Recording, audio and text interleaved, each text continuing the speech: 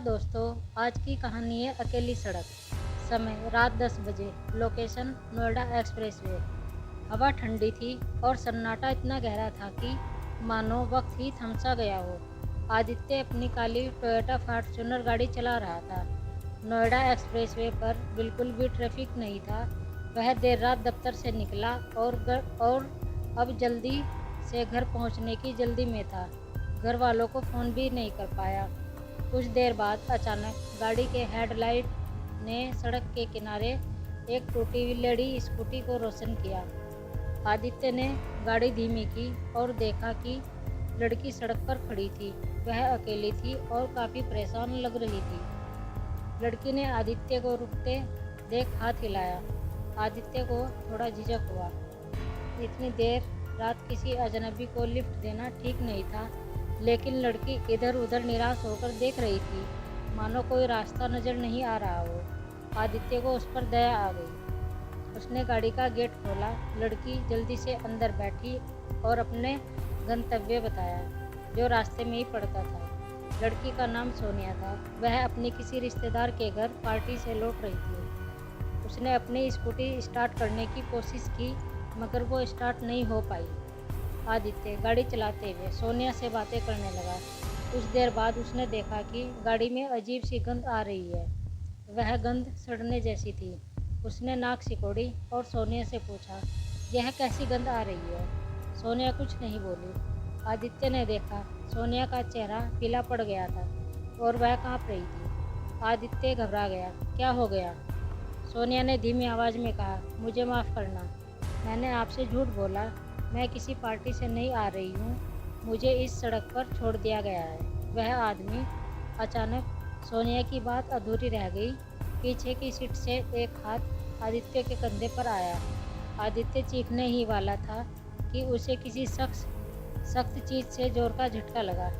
उसकी चीख गाड़ी के अंदर ही दब गई। कुछ ही देर में गाड़ी एक सुनसान जगह पर रुक गई। बाहर सन्नाटा था। सिर्फ हवा चलने की आवाज़ें आ रही थी। गाड़ी के अंदर कुछ देर रात सन्नाटा रहा। फिर धीरे धीरे पीछे की सीट से खून बहने की आवाज़ आने लगी। चप चप चप चप। खून की आवाज़ आदित्य को जगाने के लिए काफ़ी थी। हालांकि उसकी आंखें तो पहले ही खुली थी, मगर डर के मारे वह हिल भी नहीं पा रहा था। उसने धीरे से गर्दन घुमाई। पीछे की सीट खाली थी। सिर्फ खून का बड़ा सा धब्बा कार की सीट पर फैला हुआ था। आदित्य घबराकर गाड़ी से बाहर निकलने के लिए सीट बेल्ट खोलने लगा, मगर सीट बेल्ट खुल नहीं रही थी। वह पसीने से तर हो गया। उसने जोर लगाया, मगर सीट बेल्ट जकड़ा हुआ था। तभी उसे सामने विंडो से एक चेहरा दिखाई दिया। सोनिया का चेहरा। वह डरावनी हंसी हंस रही थी। उसकी आंखें मक्खन की तरह सफ़ेद थी और चेहरे पर खून के छींटे लगे थे। आदित्य चीखा, सोनिया, तूने यह क्या किया? लेकिन सोनिया जवाब नहीं दे रही थी। वह गाड़ी के चारों ओर चक्कर लगा रही थी और खौफनाक हंसी हंस रही थी। अचानक वह गाड़ी के पीछे खड़ी हो गई और धीरे धीरे हटने लगी। आदित्य को लगा कि वह भागने जा रही है, मगर तभी उसने देखा कि सोनिया हवा में गायब हो गई, जैसे धुआं हो गई हो। आदित्य बुरी तरह से घबरा गया। उसने एक बार फिर सीट बेल्ट खोलने की कोशिश की और इस बार वह खुल गई। आदित्य गाड़ी से बाहर निकला और इधर उधर देखने लगा। सड़क पूरी तरह से सुनसान थी। वह डर के मारे लड़खड़ाते हुए गाड़ी से दूर भागने लगा। कुछ देर बाद भागने के बाद वह थक कर एक पेड़ के नीचे बैठ गया। उसकी सांसें तेज चल रही थी। वह सोचने लगा कि आखिर क्या हुआ। क्या सोनिया भूत थी? उसने अपना फ़ोन निकालने की कोशिश की, लेकिन उसकी जेब खाली थी। शायद भागते समय गिर गया होगा। अचानक उसे अपनी जेब में कुछ ठोस चीज़ महसूस हुई। उसने बाहर निकाला। वह चाबी का गुच्छा था। उसमें एक चाबी कार की थी और बाकी दो किसी के घर की लगती थी। आदित्य को अचानक कुछ याद आया। गाड़ी में बैठते समय सोनिया ने अपना बैग पीछे की सीट पर रखा था। उसने सोचा, शायद उस बैग में कोई फ़ोन हो। वह वापस गाड़ी की तरफ गया। गाड़ी का दरवाज़ा खुला था।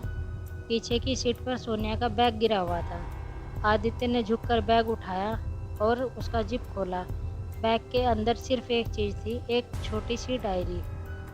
आदित्य ने डायरी खोली। पहले पन्ने पर बड़े बड़े अक्षरों में लिखा था, सभी को सज़ा मिलेगी। डायरी को बंद करते समय एक कागज़ का टुकड़ा बाहर गिरा। उसने उसे उठाया। यह एक पुलिस रिपोर्ट की कॉपी थी। रिपोर्ट में लिखा था कि सोनिया नाम की एक लड़की का कुछ दिन पहले अपहरण हो गया था। आदित्य सन्न रह गया। तो फिर वह कौन थी जिसके साथ वह गाड़ी में बैठा था, और वह खून कहाँ से आया? तभी उसे अपनी गर्दन पर कुछ गीलापन महसूस हुआ। उसने हाथ लगाकर देखा तो उसका हाथ खून से सना हुआ था। अचानक उसे पीछे से किसी के आने की आहट सुनाई दी। वह घबराकर मुड़ा। उसके सामने खुद की गाड़ी खड़ी थी। हेडलाइट्स जली हुई थी और ड्राइवर की सीट पर कोई बैठा हुआ था। आदित्य की चीख गले में ही अटक गई। वह हिल भी नहीं पा रहा था। ड्राइवर की सीट से धीरे धीरे एक हाथ बाहर निकला। हाथ खून से लथपथ था और उसमें वही चाबी का गुच्छा था जिसे आदित्य अभी कुछ ही पल पहले डायरी से निकालकर देखा था। अंधेरे में हाथ हिलने लगा, मानो इशारा कर रहा हो। आदित्य की आंखों के आगे अंधेरा छा गया। क्या वह सचमुच भूत था या फिर कोई और खेल चल रहा था? इस सवाल का जवाब मिलने से पहले ही आदित्य बेहोश होकर गिर पड़ा। अगली सुबह सूरज की किरणें पेड़ों के बीच से निकलकर आदित्य के चेहरे पर पड़ी। वह चौंक कर उठा। वह रात भर वही पेड़ के नीचे बेहोश पड़ा रहा। उसने इधर उधर देखा, गाड़ी कहीं नहीं थी। शायद वह सपना देख रहा था। लेकिन उसकी जेब में डायरी और पुलिस रिपोर्ट की कॉपी मौजूद थी। वह सबूत थे कि रात कुछ अजीब हुआ था। आदित्य ने तुरंत पुलिस को फ़ोन किया। उसने पूरी रात की घटना बताई। कुछ ही देर में पुलिस की गाड़ी आ गई। उन्होंने आदित्य का बयान लिया और डायरी व रिपोर्ट को सबूत के तौर पर लिया। इंस्पेक्टर साहब ने आदित्य को बताया कि सोनिया के अपहरण की जांच अभी भी जारी है। आदित्य थकान और डर से तिलमिला गया था। वह पुलिस स्टेशन से निकला। उसके दिमाग में कई सवाल थे। वह लड़की कौन थी? क्या वाकई वह भूत थी? और गाड़ी कहाँ गायब हो गई? कुछ दिनों बाद पुलिस ने उसे फ़ोन आया। उन्होंने बताया कि सोनिया के अपहरणकर्ताओं को पकड़ लिया गया है। उसने एक साथी की डायरी मिली थी जिसमें उसने लिखा था कि वह किसी को फंसाने के लिए भूत बनकर उसे लिफ्ट लेने का नाटक करेगा। लेकिन एक सवाल अभी भी बना हुआ था, गाड़ी कहाँ गायब हो गई? पुलिस को भी इसका जवाब नहीं मिला। आदित्य कभी कभी रात में सोचता है कि गाड़ी वह अभी भी कहीं सड़क पर खड़ी है, हेडलाइट्स जली हुई है और किसी को लिफ्ट देने के इंतज़ार में। इसी बीच एक दिन ऑफिस से लौटते हुए आदित्य को फिर से वही नोएडा एक्सप्रेसवे पार करना पड़ा। सूरज ढल चुका था और आसमान नारंगी रंग का हो चुका था। अचानक उसे सामने से आती हुई एक गाड़ी की हेडलाइट्स दिखाई दी। जैसे ही गाड़ी करीब आई, आदित्य का दिल धक धक करने लगा। वह गाड़ी बिल्कुल उसी तरह की काली टोयोटा फॉर्च्यूनर थी जैसे उसकी अपनी गाड़ी थी। उसने अनजाने में गाड़ी की स्पीड कम कर दी। दोनों गाड़ियां पास से गुजरी। आदित्य ने एक झलक के लिए ड्राइवर की सीट की तरफ देखा, लेकिन अंधेरे के कारण वह कुछ भी स्पष्ट रूप से नहीं देख पाया। फिर भी उसे लगा कि सामने वाले ड्राइवर ने उसे घूरकर देखा है। आदित्य ने गाड़ी को और तेज कर लिया। उस रात का खौफनाक अनुभव उसके जहन में ताज़ा हो उठा था।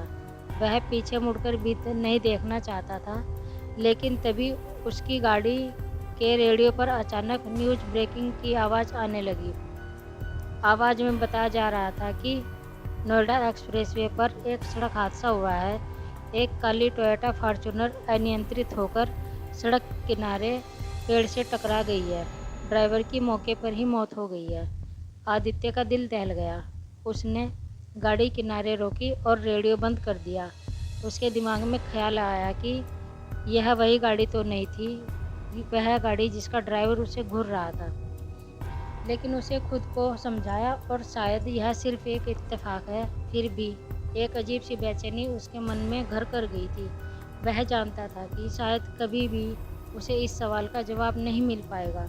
आखिर उस रात नोएडा एक्सप्रेसवे पर सचमुच क्या हुआ था? हफ्तों बीत गए, जिंदगी धीरे धीरे अपनी रफ्तार से चलने लगी। लेकिन एक रात अचानक आदित्य की नींद खुली। उसे लगा कि उसकी बालकनी से बाहर कोई उसे देख रहा है। उसने पर्दा हटाकर नीचे देखा। सड़क पर एक गाड़ी खड़ी थी, हेडलाइट्स जली हुई। वह बिल्कुल उसी तरह की काली टोयोटा फॉर्च्यूनर थी जैसे उसकी अपनी गाड़ी थी या उसकी हुआ करती थी। आदित्य की सांसें तेज हो गई। वह जल्दी से अपना फ़ोन उठाकर बालकनी की रोशनी चलाने लगा, लेकिन तभी बिजली चली गई और पूरा कमरा अंधेरे में डूब गया। बाहर सड़क पर खड़ी गाड़ी की हेडलाइट्स भी अचानक बुझ गई। आदित्य सहम गया। वह अंधेरे में खड़ा था, डर के मारे हिल भी नहीं पा रहा था। कुछ देर बाद उसने सड़क से धीमी धीमी गाड़ी के दरवाजे खुलने की आवाज़ सुनी।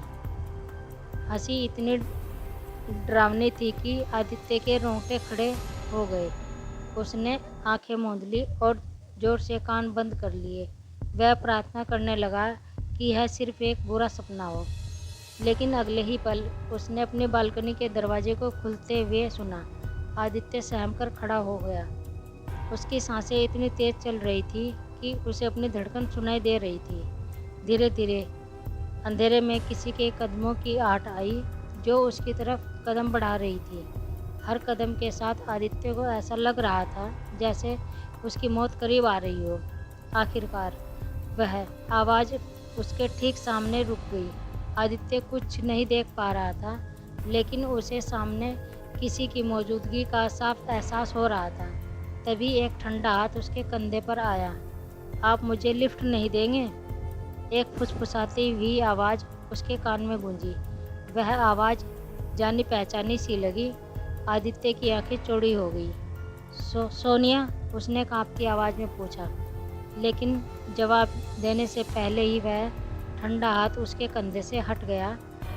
सन्नाटा छा गया। आदित्य ने हिम्मत जुटाकर अपनी आंखें खोली।